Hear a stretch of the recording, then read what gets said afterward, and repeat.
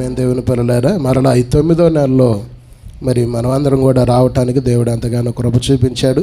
ఈ 9వ నెలలో మరి మొదటి ఆదివారం దేవుని స్తుతించడానికి, ప్రభుని ఆరాధించడానికి, ప్రభు మనకిచ్చిన ఈ కృపను బట్టి, ప్రభు మనకిచ్చిన ఈ ధన్యతను బట్టి, భాగ్యాన్ని బట్టి, దేవుడు మనకిచ్చిన ఈ సమయాన్ని బట్టి దేవాతి దేవునికే మహిమ కలుగునుగాక. హల్లెలూయా.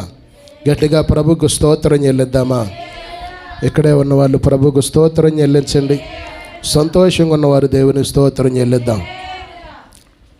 మంచిది ప్రియమైన దేవుని పిల్లలారా, ఈ సమయంలో దేవుని వాక్యాన్ని కాసేపు దేవుని సన్నిధిలో మనం ధ్యానిద్దాం అందరం కలిసి. మరి సామెతల గ్రంథము 27వ అధ్యాయము 5, 6 వచనాలను మరి చదవగలిగిన వారు చదివినట్లయితే, లోపల ప్రేమించుడు కంటే బహిరంగముగా గద్దించుట మేలు. చాలు. దేవునికి స్తోత్రం కలుగునుగాక. ఆమేన్. హల్లెలూయా. మంచిది ప్రియమైన దేవుని పిల్లలారా, ఈ సమయంలో దేవుడి లేఖనాల్లో నుంచి మనందరితోటి మాట్లాడునుగాక. ఆమేన్. హల్లెలూయా. దేవుడి వాక్యముల నుంచి మనందరితో మాట్లాడి మనందరి ఆత్మీయ జీవితాలను దేవాతి దేవుడు బలపరుచునుగాక. ప్రియమైన దేవుని పిల్లలారా, అక్కడ మనం చదువుకున్న వాక్య భాగాన్ని మనం గమనించినట్లయితే, లోపల ప్రేమించుడు కంటే, చెప్పండి, లోపల ప్రేమించుడు కంటే.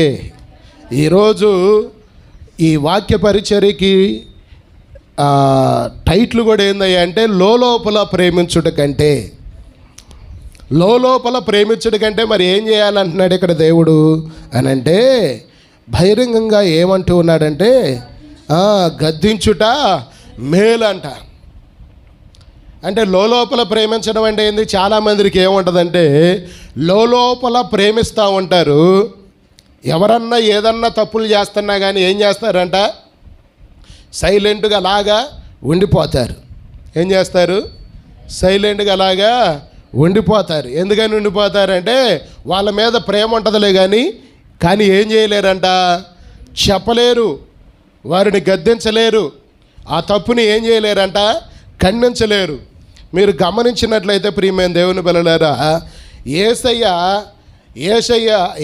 ఆయన భూమి మీద సంచరిస్తున్నప్పుడు ఆయనతో వెంబడించిన శిష్యులందరూ కూడా వారు ఎప్పుడన్నా తప్పులు చేస్తే వారిని ఏం చేశాడంటే, ఆయన మనసులో పెట్టుకోలేదు. ఎమ్మటే ఏం చేశాడంటే, బయటపడి వాటిని వాళ్ళని ఏం చేశాడంటే గద్దించి బుద్ధి చెప్పాడు. దేవునికి స్తోత్రం కలుగునుగాక. ఆమేన్. హల్లెలూయా. ఒకానొక సందర్భంలో వాళ్ళలో విశ్వాసం కనపడలేదు. విశ్వాసం కనపడినప్పుడు, విశ్వాసం లేని మూర్ఖతరంలారా, నేను మీతోటి ఎంతకాలం ఉంటానో విశ్వాసం ఉంచండి అని చెప్పేసి ఏం చేశాడు దేవుడు? ఒకసారి వారిని గద్దించాడు. దేవునికి స్తోత్రం కలుగునుగాక. అంటే విశ్వాసం లేకపోవటం కూడా లోపమే. భయపడేటప్పుడు కూడా దేవుడు ఏం చేశాడు? మీరు ఎంతకాలము భయపడతారు అని చెప్పేసి వారిని గద్దించిన సందర్భాలు లేకపోలేదు. దేవునికి స్తోత్రం కలుగునుగాక. ఆమేన్. హల్లెలూయా. అలాగా యేసయ్య ఏం చేశాడంటే, అందరిని కూడా, ఆయనతో పాటు ఉన్న వారందరిని కూడా ఆయన గద్దిస్తూ బుద్ధి చెప్పుకుంటూ వారిని సరి చేసుకుంటూ ముందుకు తీసుకెళ్ళాడు. దేవునికి స్తోత్రం కలుగునుగాక. ఆమేన్. హల్లెలూయా. యేసయ్యని గెత్సెమనే తోటలో పట్టుకున్నప్పుడు పేతురు ఎమ్మటే ఏం చేశాడు? వరలో నుంచి కత్తి తీసి ఎమ్మటే సైనికుని యొక్క చెవుని ఏం చేశాడు? నరికాడు. నరికినప్పుడు ఎమ్మటే ఏం చేశాడు యేసయ్య? పేతురు, నీ కత్తి నీ వరలో పెట్టు, కత్తి పట్టుకున్నవాడు కత్తితోనే చనిపోతాడని ఏం చేశాడు? బుద్ధి చెప్పాడు. ఆ తర్వాత ఇస్కరియోతు యోధాకు కూడా ఏం చేశాడంటే బుద్ధి చెప్పాడు. ఇక్కడ కూర్చున్నోడే నాలో ఒకడు, నన్ను ఇక్కడ కూర్చున్న వాళ్ళలోనే, అంటే మనలోనే ఒకడు నన్ను పట్టించకపోతూ ఉన్నాడు అని వాడికి కూడా బుద్ధి చెప్పాడు. కానీ వాడు లోబడలేదు. దేవుని స్తోత్రం కలుగునుగాక. అతనేమో లోబడలేదు. లోబడ్డోళ్ళు ఏమయ్యారయ్యా అంటే బాగుపడ్డారు, గొప్ప సేవ చేశారు. దేవునికి స్తోత్రం కలుగునుగాక. ఆమేను, హల్లెలూయా. మీరు చూడండి ప్రియమైన దేవుని పిల్లలారా, ఎప్పుడైనా సరే సంఘములోనైనా సరే, లేదంటే మనకిచ్చిన పిల్లలైనా సరే, ఎవరినైనా సరే మనం ఏం చేయాలంటే నాలో ప్రేమ ఉంది అని చెప్పకూడదు. ప్రేమ ఉన్న నువ్వు ఏం చేయాలంటే తప్పు చేస్తున్న వారిని గద్దించి బుద్ధి చెప్పాలి. దేవునికి స్తోత్రం కలుగునుగాక. అలాగ చేయటం అంటే ఏంటంట? అది మేలంట. చెప్పండి, ఏంటంట? మరి ఇలా గద్దించి బుద్ధి చెప్పేటప్పుడు ఏమవుతాం? అవసరమైతే వాళ్ళకు పగస్తులుగా మనం మారిపోతాం. దేవుని స్తోత్రం చెప్పండి. మంచి చెప్పామనుకో, మంచి చెబితే ఎవరికి నచ్చదనమాట. అందుకని మనం ఏమవుతామంటే అవసరమైతే పగస్తులుగా మారిపోతాం. ఇప్పుడు యేసయ్య ఏం చేశాడని ఆయన సిలువేశారు? ఆయన మంచి చెప్పినందుకే, వ్యభిచారాన్ని మానేయమని చెప్పినందుకే, దొంగతనాన్ని మానేయమని చెప్పినందుకే, మీరు ఆ తప్పులు ఈ తప్పులు చేస్తున్నారు, అలాంటివి చెయ్యొద్దు అని చెప్పినందుకే యేసయ్యని ఏం చేశారు? సిలువేశారు. లేదంటే యేసయ్య మీలో ఎవడైనా సరే నాలో పాపం ఉందని నిరూపించగలుగుతారా అని సవాల్ విసిరాడు యేసయ్య. దేవుని స్తోత్రం కలుగునుగాక. ఆమేను, హల్లెలూయా. ఎప్పుడు కూడా మేలు చేసేవారు ఏం చేస్తారయ్యా అంటే మన గద్దించి ఏం చేస్తారయ్యా అంటే బుద్ధి చెప్తారు. దేవుని స్తోత్రం కలుగునుగాక. ఆమేను, హల్లెలూయా.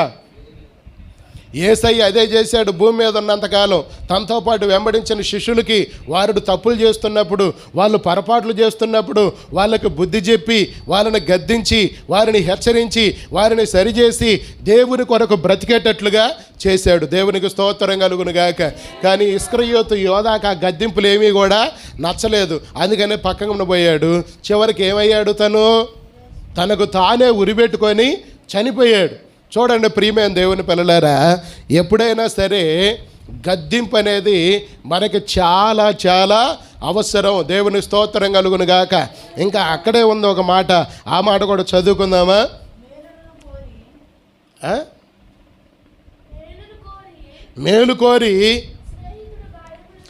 మేలు కోరిన స్నేహితులు ఏం చేస్తారంట?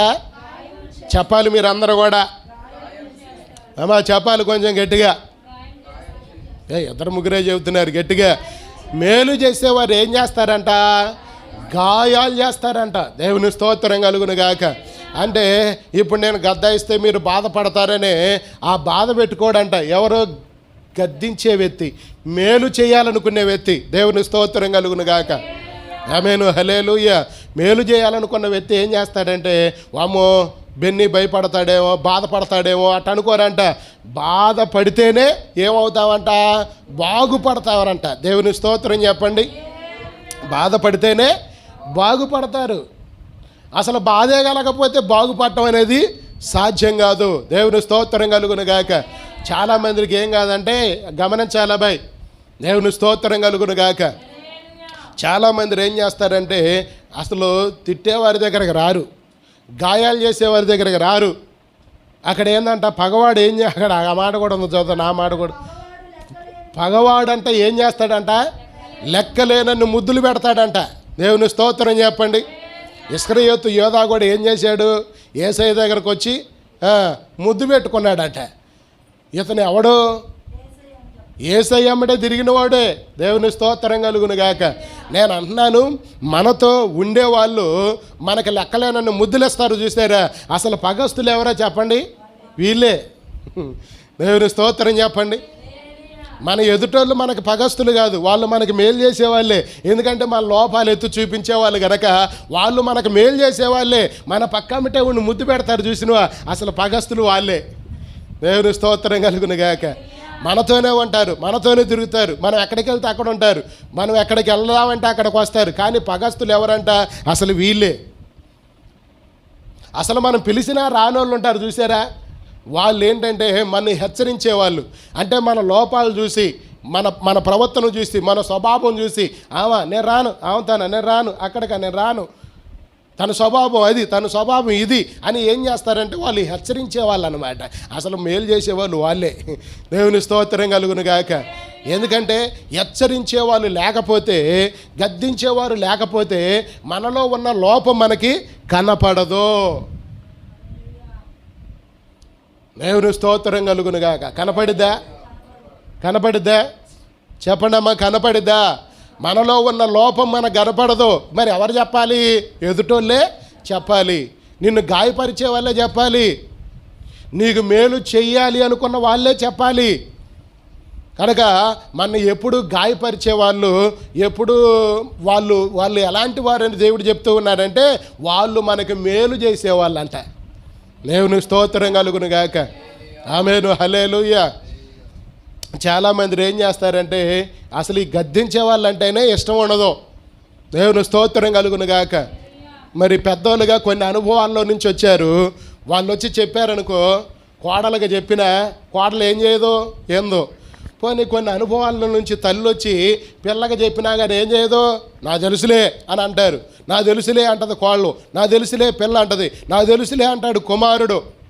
అసలు అలా అనకూడదు. దేవుని స్తోత్రం కలుగును గాక. ఏదో లోకంలో ఒక సామెత ఉంది. ఏంటయ్యా సామెత అంటే పెద్దల మాట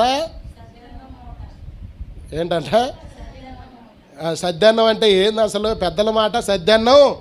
దేవుని స్తోత్రం కలుగును గాక. అసలు సద్దన్నం మిగిలితే ఏం జరిగిద్ది? సద్దన్నం ఉంటే ఏం జరిగిద్ది? సద్దన్నం దేనికి ఉపయోగపడుద్ది? సద్దన్నం తింటే బలం అంట. సద్దన్నం తింటే ఇంకా చాలా మేలులు దాని ద్వారా ఉన్నాయి. ఇప్పుడు దాని గురించి చెప్పడానికి సందర్భం కాదులే, కానీ పెద్దవాళ్ళు మాట వినటం మనకంత మేలు అన్నమాట. దేవుని స్తోత్రం కలుగును గాక. పొద్దున్నే మిగిలిన సద్దన్నంతో కథ పెరిగేసుకొని దాంట్లో కథ ఉల్లిపాయలు వేసుకొని గట్టిగా పిసికి తిను. ఎంత బలమో ఎంత ఆరోగ్యమో. దేవుని స్తోత్రం కలుగును గాక. ఆమేను, హల్లెలూయా. ఇప్పుడు డాక్టర్లు కూడా ఇచ్చిన మందులన్నీ వేసుకొని వేడవుతుంటే మజ్జిగన్నం తాగంటారు. ఇప్పుడు అసలు ఆయుర్వేదిక్ డాక్టర్లు ఏమని చెబుతున్నారంటే మట్టి కొండ ఉందమ్మా మీ ఇంట్లో అని అడుగుతున్నారు.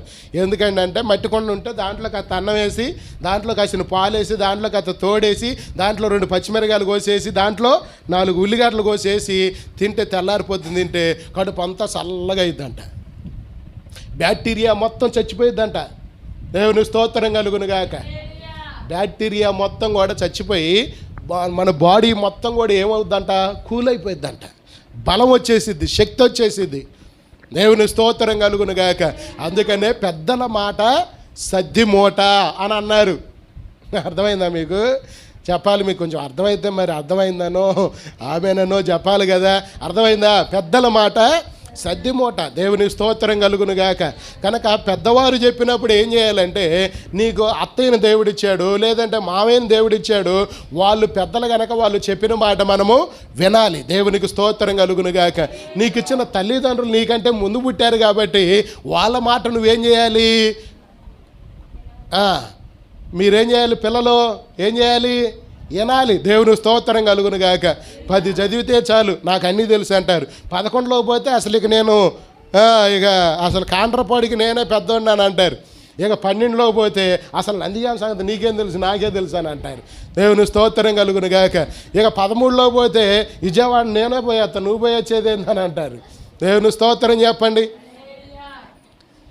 అంటే అలాగా మారిపోయింది అన్నమాట. అంటే ఇవన్నీ మనం పెద్దోళ్ళని తిరిగిన వాళ్ళం కాదా? మనం తిరిగిన వాళ్ళం కాదా? చేసిన వాళ్ళం కాదా? ఎక్కడికి పోతే ఏం జరిగింది, ఎక్కడికి పోతే ఎలాంటి పరిస్థితులు మనం ఎదుర్కోవాల్సి వస్తుంది, ఎలాంటి సమస్యలను మనం క్రియేట్ చేయాల్సి వస్తుంది, ఇవన్నీ మనకు తెలిసే ఏం చేస్తారంటే తల్లిదండ్రులు పిల్లలైన వారికి చెప్తూ ఉంటారు. దేవుని స్తోత్రం కలుగును గాక. అత్త కూడా ఏం చేస్తుందంటే భర్తతోటి ఏగి వచ్చింది కాబట్టి అవే నువ్వు ఎట్ట ఉండకూడదని చెప్పి, కానీ ఏమనుకుంటుందంటే ఆమె కొడుకు పక్షానే మాట్లాడుతుండవు అనుకుంటుంది. ఏమనుకుంటుంది? దేవుని స్తోత్రం చెప్పండి. కొడుకంటేనే ఆమెకి ఇష్టం, అసలు ఏ రోజు నేను నచ్చి ఆమెకి అని అంటారు. కానీ ఆమె ఏగి వచ్చింది కాబట్టి ఏం చేస్తుందంటే అవే భర్త మాట్లాడినప్పుడు ఇలా ఉండకూడదు, ఇలా మాట్లాడకూడదు, ఇలా ప్రవర్తించకూడదు, ఇలా గుండు, నువ్వే కొంచెం దగ్గుండు అని ఏం చేస్తారంటే అత్తలైన వారు చెప్తారు. దేవుని స్తోత్రం కలుగును గాక. ఈ కోడలు చెప్తే బాగుండేదిగా. దేవుని స్తోత్రం కలుగును గాక. ఆమేను, హల్లెలూయా. మీరు అట్టా చెప్పరు, చెప్పేవాళ్ళని కూడా చెప్పనీరు. దేవుని స్తోత్రం చెప్పండి. ఆమేను, హల్లెలూయా. కొన్ని మాటలు మీరు చెబితే పనికిరావు, కొన్ని మాటలు మేమే చెప్పాలి. దేవుని స్తోత్రం కలుగును గాక. దేవుడు ఎందుకంటే ఆ కృప ఎవరికి ఇచ్చాడంటే మాకే ఇచ్చాడు. కనుక మేము చెబితేనే పని జరిగిద్ది. దేవునికి స్తోత్రం కలుగును గాక. కనుక మన గద్దించేవారు ఉండటం, అది అత్తయ్య అయినా అది మామయ్య అయినా, అది తండ్రి అయినా, అది తల్లి అయినా, అది దైవజనుడైనా, అక్క అయినా, అన్న అయినా, దేవుని స్తోత్రం కలుగును గాక. ఎప్పుడైనా సరే మనం ఒకటే, ఎవరైనా సరే మొట్టమొదటగా మనం చేయవలసింది ఏంటంటే, ఎవరన్నా నిన్ను గద్దించారనుకో, గద్దించిన వెంటనే నువ్వు ఫీల్ అవ్వకూడదు. ఆ మాటలో ఉన్న అర్థాన్ని నువ్వు గమనించాలి. అపార్థం చేసుకోవటం ఎక్కువ అవుతుంది, అర్థం చేసుకోవటం తక్కువ అవుతుంది. ఏమవుతుంది చెప్పాలి. దేవుని స్తోత్రం చెప్పండి. అపార్థం చేసుకోవటం ఎక్కువ అవుతుంది, అర్థం చేసుకోవటం ఏమవుతుంది చాలా తక్కువ అవుతుంది. అందుకనే దానివల్ల ఏం జరుగుతూ ఉన్నాయి, కుటుంబాల్లో గొడవలు జరుగుతూ ఉన్నాయి, కుటుంబాల్లో అనార్థాలు జరుగుతూ ఉన్నాయి, కుటుంబాల్లో లేనిపోయిన సమస్యలు ఏమవుతున్నాయి అంటే క్రియేట్ అవుతూ ఉన్నాయి, సంఘాల్లో క్రియేట్ అవుతూ ఉన్నాయి. దేవుని స్తోత్రం కలుగును గాక.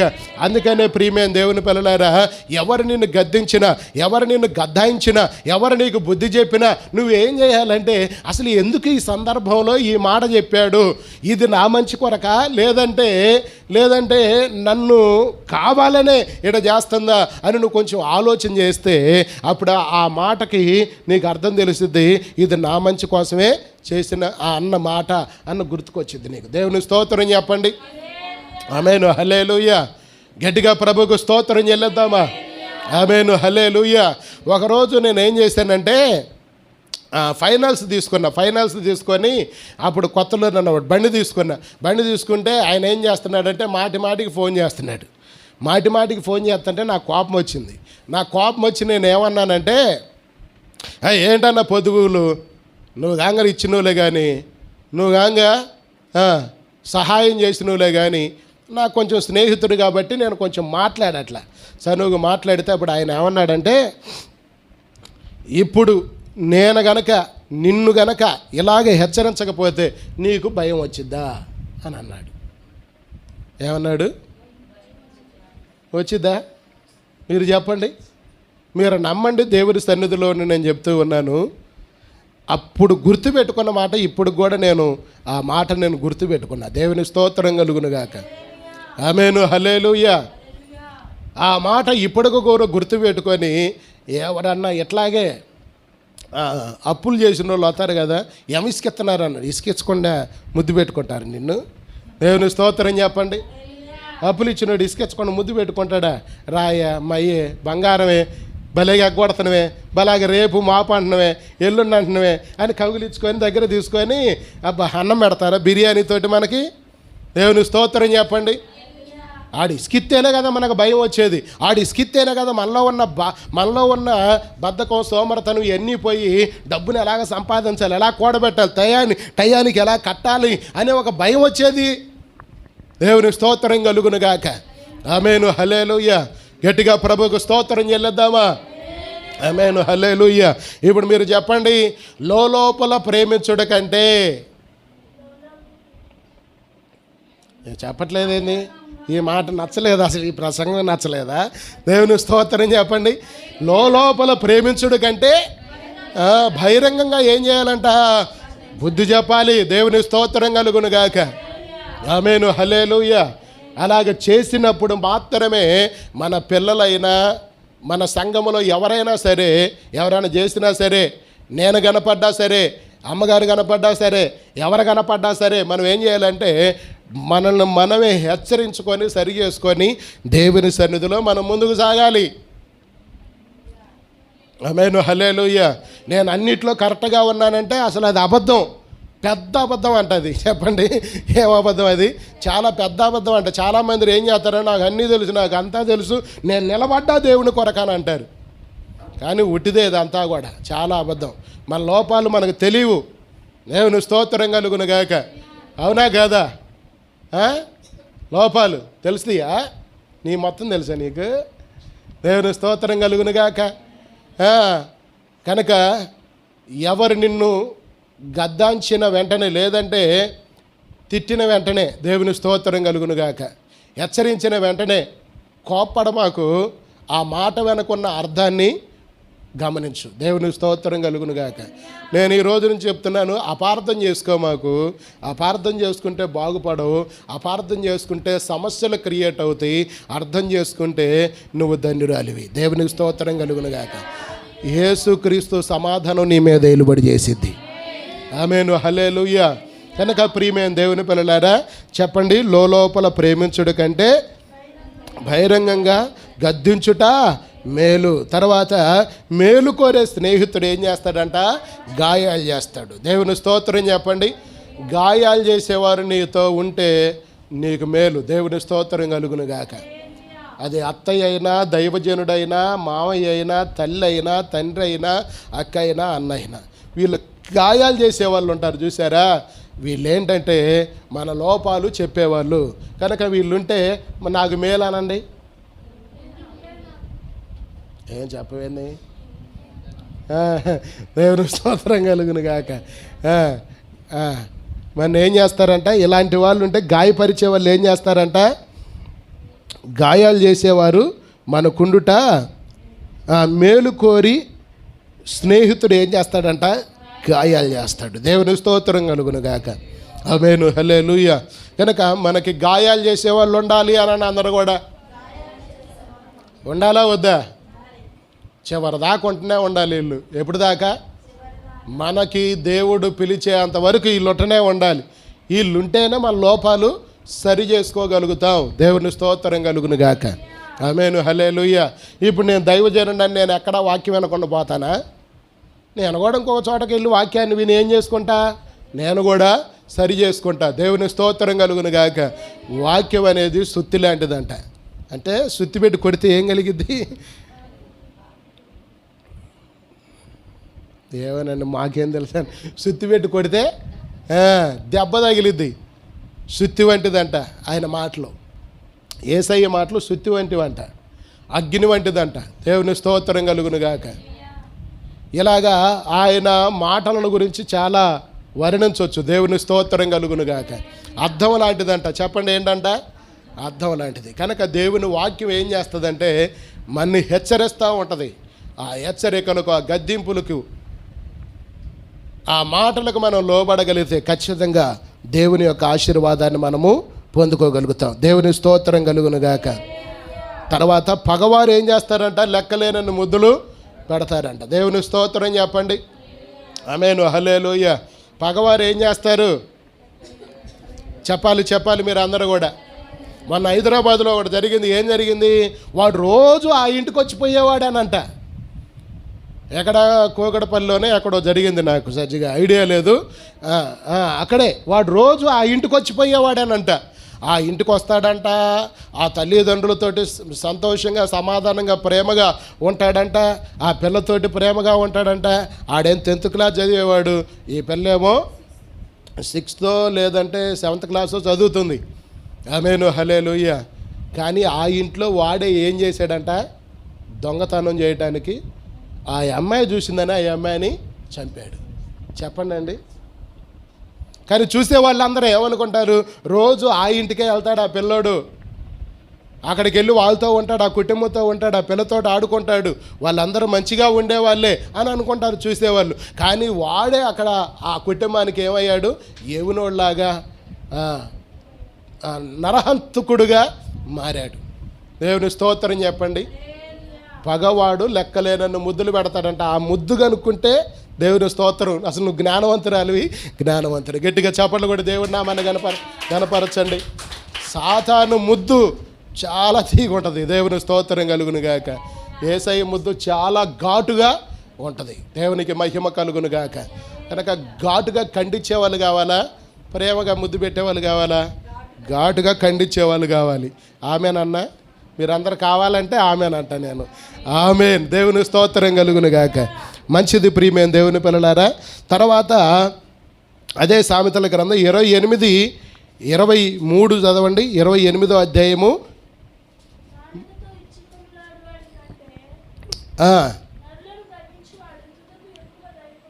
దేవునికి స్తోత్రం కలుగును గాక. ఆమేను, హల్లెలూయా. 28వ అధ్యాయం 23వ వచనమేగా. ఓసారి చదువమ్మా మాటే.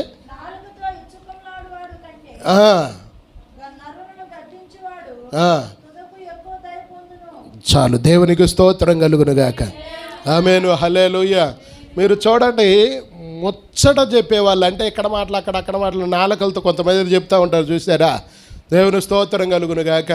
అట్లాంటి వారికంటే గద్దించే వాళ్ళు అంట, వాళ్ళు ఏం చేస్తారంట, తుదకు వచ్చేటప్పటికల్లా ఏం చేస్తారంట, దేవుని యొక్క దయను పొందుకుంటారంట. దేవుని స్తోత్రం కలుగును గాక. ఆమేను, హల్లెలూయా. కనుక ప్రియమైన దేవుని పిల్లలారా, మనం ఏం చేస్తామంటే, అందరికీ ఉన్న స్వభావమే నేను చెప్తున్నాను, అందరికి ఉన్న బలహీనత నేను చెప్తున్నాను. చాలామందికి ఉన్న అలవాటు ఏంటంటే చెప్పుడు మాటలు వినే స్వభావం ఉంటుంది. చెప్పండి, ఏ మాటలు వినే స్వభావం? దేవుని స్తోత్రం కలుగును గాక. ఆమేను, హల్లెలూయా. ఎప్పుడు వాటిని మనం ఏం చేయాలి, డిలేట్ చేయాలి. డిలేట్ అంటే తెలుసు కదా మీకు, ఆ మాటలు వినటానికి కానీ ఆ మాటలు చెప్పే వాళ్ళని దగ్గర రానిటానికి కానీ మనం అసలు ఇష్టపడకూడదు. దేవుని స్తోత్రం కలుగును గాక. చెప్పండి, ఏం చేయకూడదు? ఇష్టపడకూడదు. దేవుని స్తోత్రం కలుగును గాక.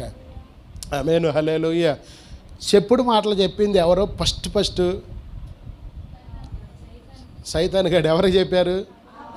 అది దేవుని స్తోత్రం చెప్పండి. చెడగొట్టింది ఎవరో? వీళ్ళ సమర్పణ జీవితాన్ని చెడగొట్టింది ఎవరో? సాతానుగాడే. ఏంది? తినొద్దనడా? ఎందుకు తినొద్దనడు? అలా అట్టా ఇట్ట ఎందుకు చెప్పింది నీకు? దాని సంగతి నాకు తెలుసు మొత్తం. ఆ పండు తింటే దేవదూతలాగా మారిపోతావు, దేవుడు దాని అంత అవుతూ అని చెప్పేసి ఇలాంటి చెప్పుడు మాటలు ఏం చేసింది అవ్వ? విని ఎమ్మట ఏం చేసింది? తినొద్దన్నదాన్ని తినది, శాపాన్ని తెచ్చుకుంది. దేవుని స్తోత్రం చెప్పండి. ఆమేను, హల్లెలూయా. చెప్పుడు మాటలు కూడా చేసే పని ఏందో చెప్పనా?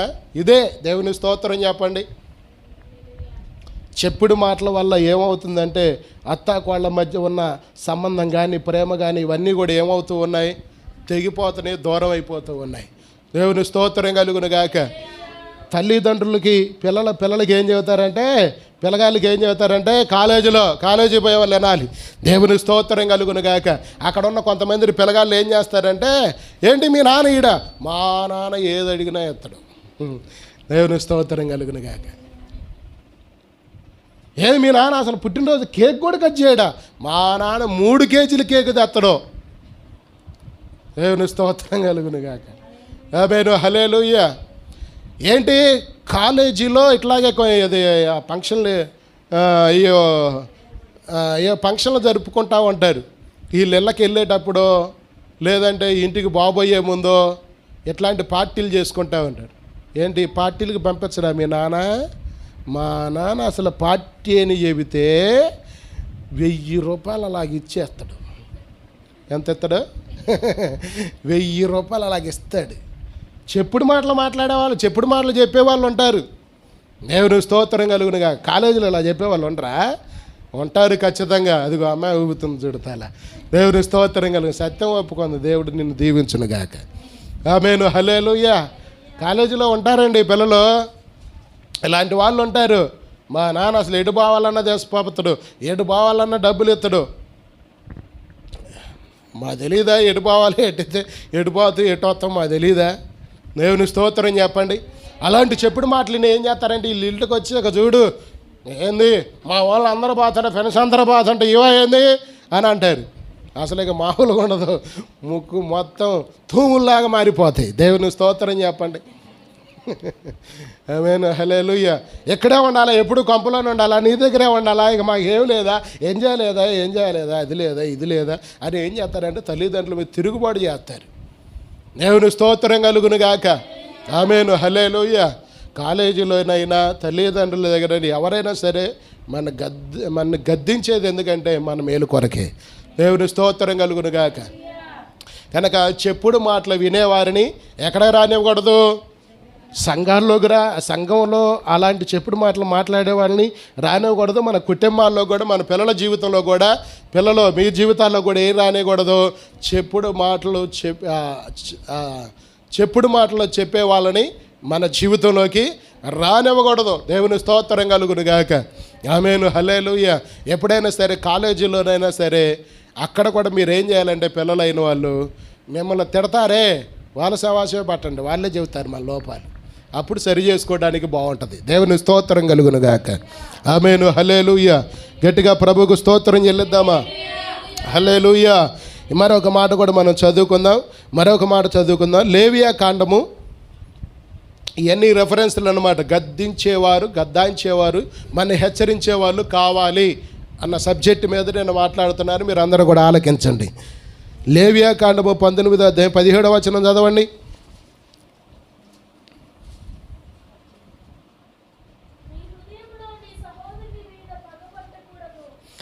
నీ హృదయంలో నీ సహోదరుడి మీద ఏం చేయకూడదు? పగ పట్టకూడదు. నీ పొరుగువాడిని పాపం నీ మీదకు రాకుండానట్లు వారిని నువ్వేం చేయాలంట? తప్పక వారిని గద్దించాలి. దేవుని స్తోత్రం చెప్పండి. ఆమేన్, హల్లెలూయా. ఇక్కడ మీరు చాలా జాగ్రత్తగా గమనించండి. మన పొరుగు వారి మీద ఏం పెట్టుకోకూడదంట? ఫస్ట్ మాట చదువు. నీ హృదయములో అదిగో నీ సహోదరుడి మీద నువ్వేం చేయకూడదంట? పగ పెట్టుకోకూడదు. దేవుని స్తోత్రం చెప్పండి. పగ పెట్టుకోకుండా ఏం చేయాలి? నీ పొరుగువారి పాపము నీ మీదకి రాకుండానట్లు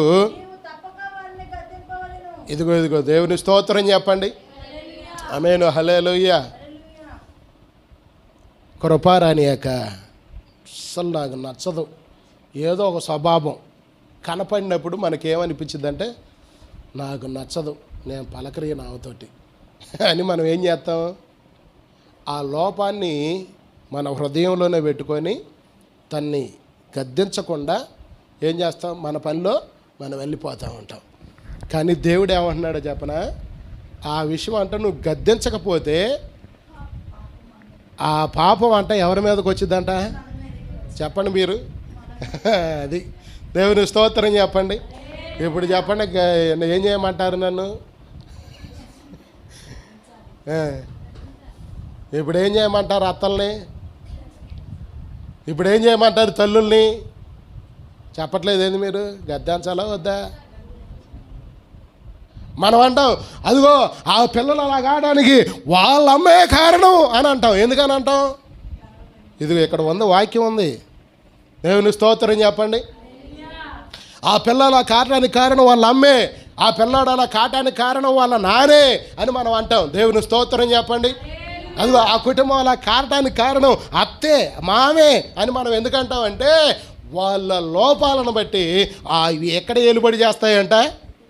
కుటుంబంలో ఏలుబడి చేస్తాయి. అందుకని అసలు పిల్లలు చేసిన పాపం ఎవరి మీదకి వచ్చిందంట? గద్దించకపోతే మన మీదకి వచ్చిందంట. దేవుని స్తోత్రం కలుగును గాక. ఆమేన్, హల్లెలూయా. మీకు అర్థమైందా? బైబిల్లో చదవటమే కాదు, మనం బయట చూసినప్పుడు కూడా ఇదే మాట మాట్లాడతాం. నేను ఎందుకని గుర్తుపెట్టి చెప్తున్నాను? నేను దేవుని స్తోత్రం కలుగును గాక. ఆమేన్, హల్లెలూయా. అందుకని మనం ఏం చేయాలి? చెప్పట్ల ఏం చేయాలి? అమ్మ ఏం చేయాలి? తల్లి ఏం చేయాలి? తండ్రి ఏం చేయాలి?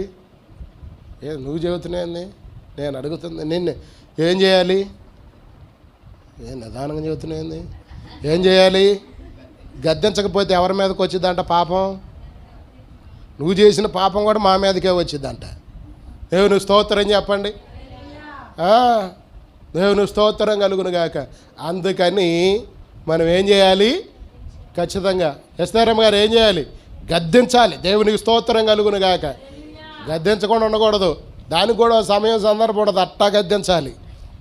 ఎప్పుడు పడితే గద్దించమనడని పోయిన నుంచి ఇప్పుడే మొదలు పెట్టారనుకో, అసలు మీకు చెప్పినోడు కూడా నా మీదకి వస్తారు. దేవుని స్తోత్రం కలుగును గాక. హల్లెలూయా. దానికి ఒక సమయం ఉంటుంది, దానికి ఒక సందర్భం ఉంటుంది. ఆ సమయం సందర్భాన్ని బట్టే మనం మాట్లాడాలి. దేవుని స్తోత్రం కలుగును గాక. ఆమేన్, హల్లెలూయా. కనుక ప్రియమైన దేవుని పిల్లలారా, గద్దించకపోతే మన పిల్లలు తప్పు చేసినా, లేదంటే భార్య తప్పు చేసినా, భర్త తప్పు చేసినా, పిల్లల తప్పు చేసినా, ఎవరు తప్పు చేసినా మనం హెచ్చరించేవారిగా ఉండాలి. దేవుని స్తోత్రం కలుగును గాక. అలాగ మనం హెచ్చరించినప్పుడు ఏం కాదంట, ఆ విషయాల్లో మనం ఉత్తరవాదులము కావంట. దేవుని స్తోత్రం చెప్పండి. ఆ విషయాల్లో మనం ఏం కాము? ఉత్తరవాదులం కావు. ఎందుకంటే మనం ముందుగానే చెప్పాం కాబట్టి. దేవుని స్తోత్రం కలుగును గాక. చెప్పకపోతే ఉత్తరవాదులు అవుతాం. దేవుని స్తోత్రం కలుగును గాక. అందుకని మన సంఘములో కానీ మనలో కానీ ఎవరిలో లోపాలు నీకు నచ్చకపోయినా నువ్వు ముక్కు ఇరిసి మూతిరిసే అంత పరిస్థితి విశ్వాసులో కనపడ్డా, కానీ ఆమె దగ్గరకు వచ్చి నువ్వేం చెప్పాలి, అమ్మాయి నువ్వు ఎట్టుంటున్నావు కాబట్టి నాకు నచ్చట్లేదు అమ్మాయి ఎందుకనో, అందుకని నాకు నీతో మాట్లాడబుద్ది అట్లా, నువ్వు ఈ స్వభావం మార్చుకో అని ఎప్పుడు అసలు ఒక్కత కలిసినప్పుడు, లేదంటే నువ్వే ఒక్కదాన్ని వెళ్ళి కలిసి మాట్లాడు. దేవుని స్తోత్రం కలుగునుగాక. అలాగ చేయాలి మనం. దేవునికి మహిమ కలుగునుగాక. గట్టిగా ప్రభుకు స్తోత్రం చెల్లిద్దామా? హల్లెలూయా. కనుక మనని గాయపరిచే వాళ్ళు కావాలి, మనని హెచ్చరించే వాళ్ళు కావాలి, మనని గద్దించే వాళ్ళు కావాలి, మనకు బుద్ధి చెప్పేవాళ్ళు కావాలి. దేవునికి స్తోత్రం కలుగునుగాక. తర్వాత వచ్చినట్టు మనం చదువుకుందామా? తిమోతికి రాసిన పత్రిక, 1 తిమోతి రాసిన పత్రిక 5వ అధ్యాయం 20వ వచనం చదవండి. దేవునికి స్తోత్రం కలుగునుగాక. హల్లెలూయా. 1 తిమోతికి రాసిన పత్రిక 5వ అధ్యాయం 20వ వచనంలో చదవండి. ఇతరులు భయపడు నిమిత్తము ఏంటంట? ఇతరులు భయపడు నిమిత్తం పాపం చేయవారిని దేవునికి స్తోత్రం కలుగునుగాక. ఆమేన్. హల్లెలూయా. ఇప్పుడు భయం రావాలి అని అంటే మనం ఏం చేయాలి? అమ్మా అందరూ ఏం చెప్పాలి? మీ భయం రావాలంటే మనం ఏం చేయాలి? అసలు ఈ గద్దింపులు అనేవి మీకు అయ్యే నేను గుర్తు చేస్తున్నాను అనమాట. అసలు భయం రావాలంటే ఏం చేయాలి? అదే దేవునికి స్తోత్రం కలుగునుగాక. ఆమేన్. హల్లెలూయా. భయం రావాలి అని అంటే మనం ఏం చేయాలి? ఖచ్చితంగా హెచ్చరించాలి, గద్దించాలి. దేవునికి స్తోత్రం కలుగునుగాక. ఇతరులు భయపడు నిమిత్తం, దేవునికి స్తోత్రం కలుగునుగాక. ఇతరులు భయపడు నిమిత్తం పాపము చేయవారిని ఏం చేయమంటున్నాడు దేవుడు? అందరి ఎదుట గద్దించమంటున్నాడు. దేవునికి స్తోత్రం కలుగునుగాక. ఆమేన్. హల్లెలూయా. అంటే మనమే ఎలాగుండాలని దేవుడు కోరుకుంటున్నాడంటే, మనమే పాపం చేసేవారిగా ఉంటే ఇంకా అసలు భయం లేనోడికి ఏమొచ్చిందంట? వాడు ఇంకా హెచ్చలవిడవుతాడుగా. మనం గనక దీని విషయంలో హెచ్చరించబడుతూ భయపడుతూ ఉంటే భయం లేనోడు కూడా ఏమొచ్చింది? భయం వచ్చింది. దేవుని స్తోత్రం కలుగునుగాక. అందుకని మనం ఏం చేయాలంట? హెచ్చరించాలంట. దేవుని స్తోత్రం కలుగునుగాక. ఆమేన్. హల్లెలూయా. భయం కలగటం కోసం మనం ఏం చేయాలి? హెచ్చరించాలి. దేవుని స్తోత్రం కలుగునుగాక. ఇక నేను అంత వివరించను, చదువుకుంటూ వెళ్తున్నా. దేవునికి స్తోత్రం కలుగునుగాక.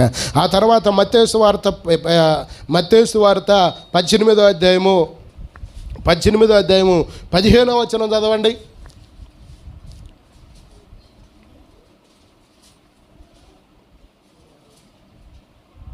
తొందర తీయాలి.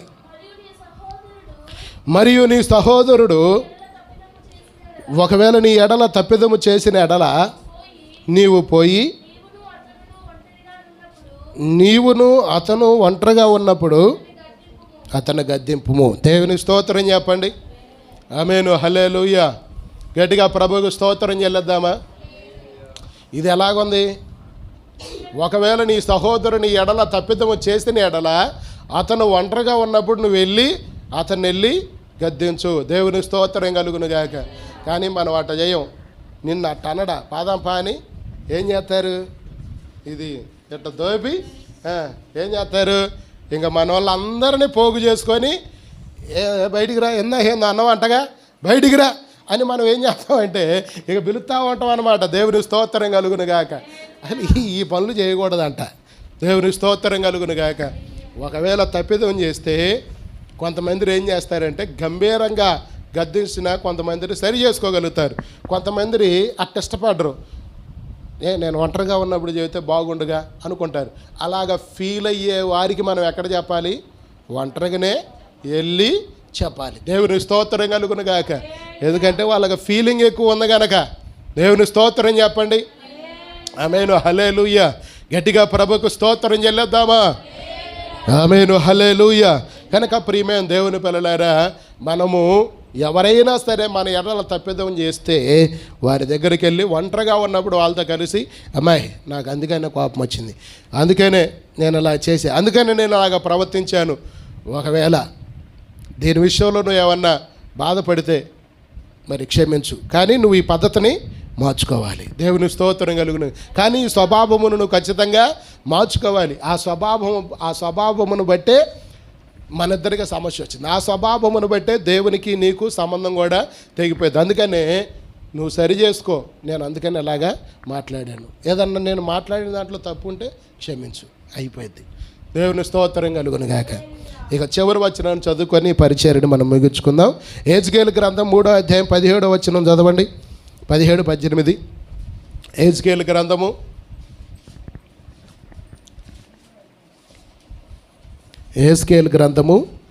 3వ అధ్యాయము 17, 18 వచనాలు.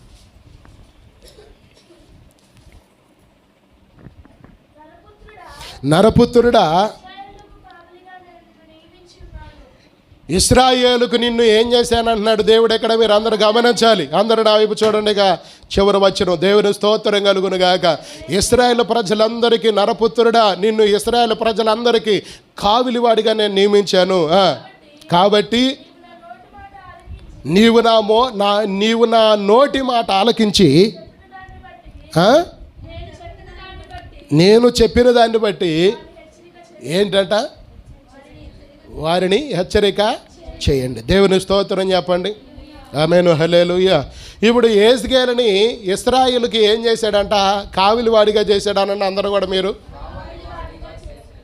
3 సార్లు చెప్పండి. కావిలివాడిగా చేశాడు, కావిలివాడిగా. ఇప్పుడు మీరు చెప్పండి, నన్ను నా కుటుంబానికి కావిలివాడిగా చేశాడని చెప్పండి. కావిలివాడిగా చేశాడు. దేవుని స్తోత్రం చెప్పండి. ఇప్పుడు యెహెజ్కేలు ఉన్న దగ్గర ఎక్కడ పెట్టుకోవాలి, మీరు రావాలి అక్కడికి. దేవుని స్తోత్రం కలుగును గాక. ఇప్పుడు మీ కుటుంబానికి కావిలివారు ఎవరో, మీ కుటుంబానికి ఎవరు కావిలివారు? దేవుని స్తోత్రం కలుగును గాక. బిడ్డలు లేని వాళ్ళు చాలామంది ఉన్నారు. కానీ దేవుడు నీకు ఎందుకు ఇచ్చాడు బిడ్డలని? నువ్వు కొంచెం మంచిగా, ఏంది అర్థం కావట్లేదా? నువ్వు మంచిగా కావిలి కాస్తావనే, మంచిగా నువ్వు వారిని చూస్తావనే, మంచిగా వారిని నువ్వేం చేస్తావు, పెంచుతావనే. దేవునికి స్తోత్రం కలుగును గాక. ఆమేను, హల్లెలూయా. నేను నా సంఘానికి, ఇప్పుడు సంఘానికి నేనేమవుతాను, నా కుటుంబానికి, సంఘానికి నేను కావిలివాడిని అయితే, నీ కుటుంబానికి నువ్వు ఏమవుతావు, కావిలిదానివి, కావిలివాడు అవుతావు. దేవుని స్తోత్రం కలుగును గాక. ఆమేను, హల్లెలూయా. అందుకని దేవుడు ఏం చేస్తాడంటే నీతోటే మాట్లాడతాడు. దేవుని స్తోత్రం చెప్పండి. దేవుడు ఎవరితో మాట్లాడతాడు చెప్పాలి మీరు అందరూ కూడా.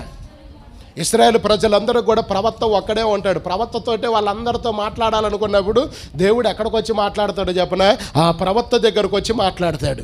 నువ్వు వాళ్ళు పలానా విషయాల్లో తప్పిపోయారు, తొలగిపోయారు, అలాగుంటే కుదరదని చెప్పు, అలాగుంటే నా కోపం వస్తుందని చెప్పు, అలాగుంటే నా అగ్ని వచ్చిద్దని చెప్పు, అలాగుంటే నా ఉగ్రత వచ్చిద్దని చెప్పు అని ఏం చేసేవాడంటే దేవుడు ప్రవక్తలైన వారికి వచ్చి వర్తమానాన్ని ఇచ్చేవాడు. దేవునికి స్తోత్రం కలుగును గాక.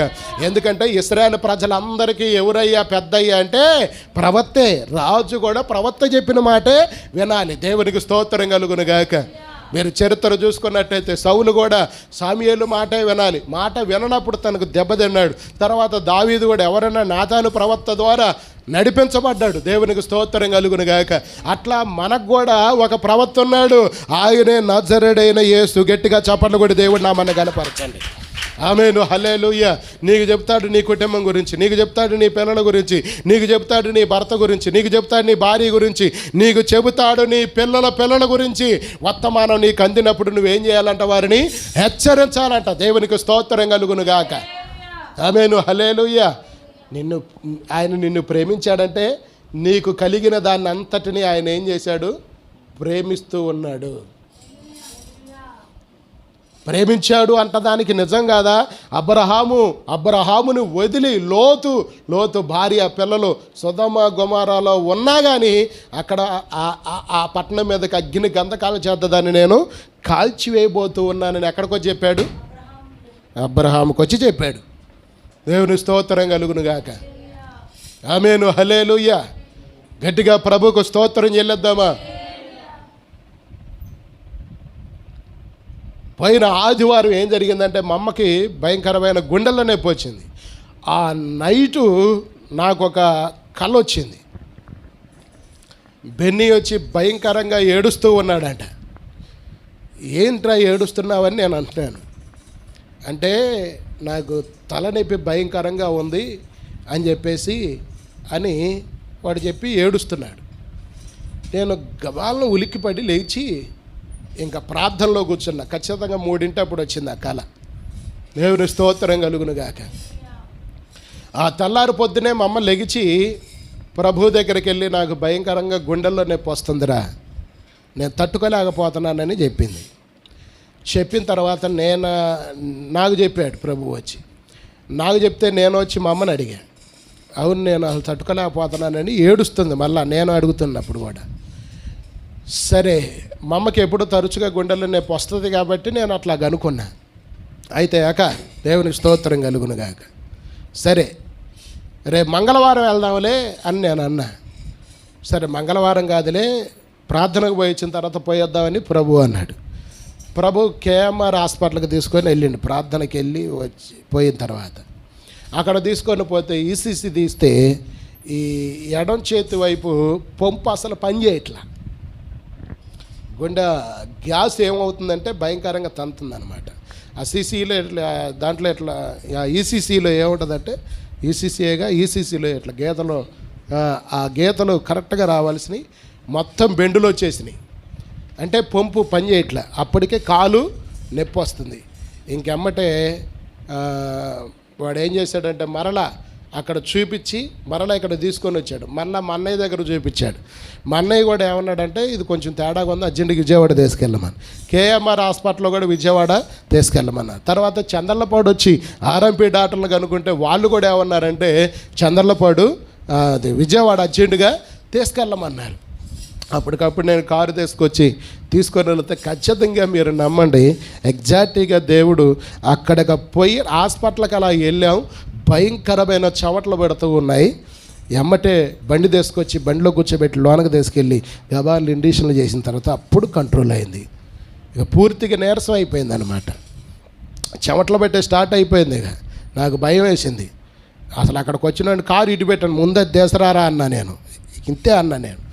దేవుని స్తోత్రం కలుగును గాక. హల్లెలూయా. దేవుడు సరైన టయానికి అక్కడ తీసుకెళ్ళి సరైన సమయంలో వైద్యం అందించడానికి దేవుడు కృప చూపించాడు. దేవునికి మహిమ కలుగును గాక. గట్టిగా చప్పట్లు కూడా దేవుడి నామాన్ని కనపడతాము. ఆమేను. హల్లెలూయా. ఎప్పుడైనా సరే మన ఇంట్లో మనం హెచ్చరించేవారిగా, కావిలివారిగా, సరిగా కావిలి కాసేవారిగా మనం ఉంటే ఖచ్చితంగా దేవుడు మన కుటుంబంలో ఏం జరగబోతుంది అది ఖచ్చితంగా దేవుడు చూపిస్తాడు. దేవునికి స్తోత్రం కలుగును గాక. ఆమేను. హల్లెలూయా. కనుక ప్రియమైన దేవుని పిల్లలారా, అక్కడ యేసుకేలుతాడు ఏమన్నాడంటే, నువ్వు ఇశ్రాయేలు ప్రజలకు కావలి వారివి గనక నా నోటి మాట తీసుకొని అక్కడికి వెళ్ళి ఏమన్నాడు, ఆ మాట చదువు, పూర్తిగా చదువు.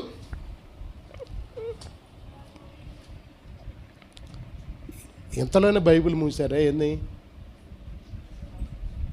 దేవునికి స్తోత్రం కలుగును గాక. యేసుకేలు గ్రంథం 18వ వచనం చదవాలి, 17 నుంచి.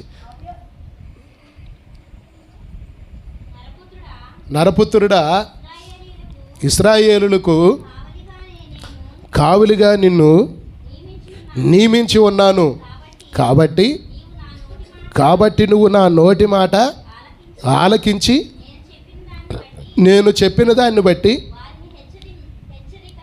ఏంటంట వారిని హెచ్చరింప చేయుము.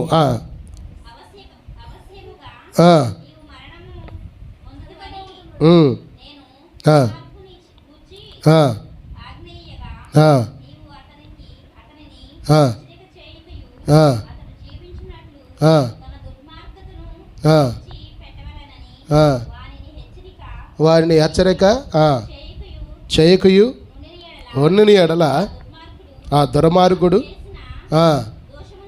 దోషములను బట్టి మరణించిన కానీ అతని రక్తమునకు ఎదుగో నిన్ను ఉత్తరవాదిగా నేను ఎంచెదను. దేవుని స్తోత్రం చెప్పండి.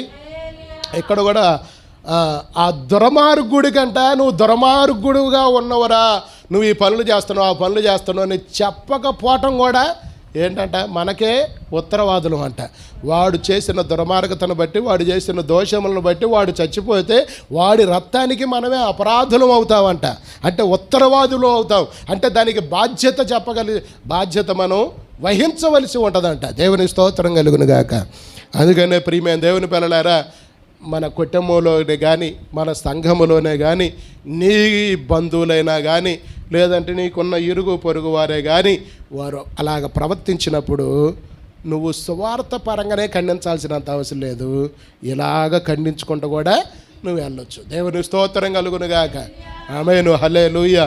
కనుక ప్రియమైన దేవుని పిల్లలారా, ఇప్పుడు చెప్పండి, మన్ని లోపల ప్రేమించే వాళ్ళు కావాలా, మన్ని గద్దించి గాయాలు చేసేవాళ్ళు కావాలా? దేవుని స్తోత్రం కలుగునుగాక. అలాంటి వారు మనకు ఉండటం మేలు, అలాంటి వారు మనకు ఉండటం దీవెన. దేవునికి స్తోత్రం కలుగునుగాక. ఆమేను, హల్లెలూయా. దేవుడు ఈ వాక్యం మనందరి హృదయాల్లో దేవుడు దీవించి ఆశీర్వదించి నీరు కట్టి ఫలింప చేయునుగాక.